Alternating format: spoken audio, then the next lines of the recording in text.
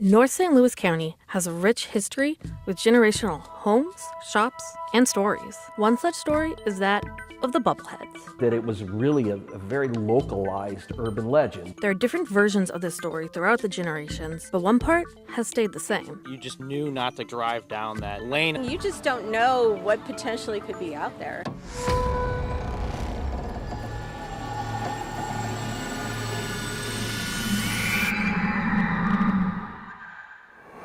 Near the Missouri River sits Carrico Road. There's been a long time urban legend about Carrico Road. If you go out there at night and you venture into the woods, that the Bubbleheads will come out of nowhere and chase you away. These stories have been around for decades. Back when I was in high school, I heard that down by Jamestown Mall, there is a street. If you went to this house, it was just like a family of bubbleheads out there. Origin of the Bubbleheads is debated. Most versions mention use of drugs and toxic chemicals. Now, some believe that they were a group of people who took some kind of illegal drugs, and the side effects were having children with these large bubble-type heads. But some versions of the story point to the government's misuse of chemicals. Others believe that they might have something to do with Times Beach, Missouri. Times Beach was a little town on Route 66 in Missouri, west of St. Louis, and it was discovered that dioxin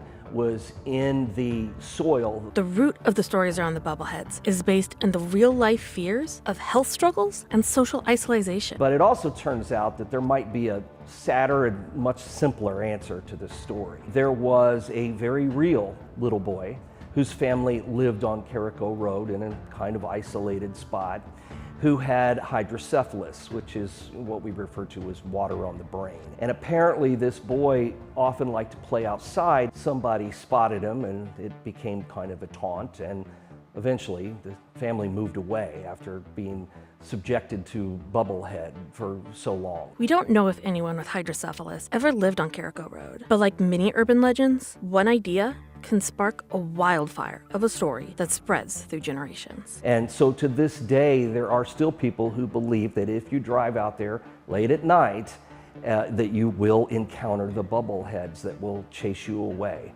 and away from their home where they live in seclusion.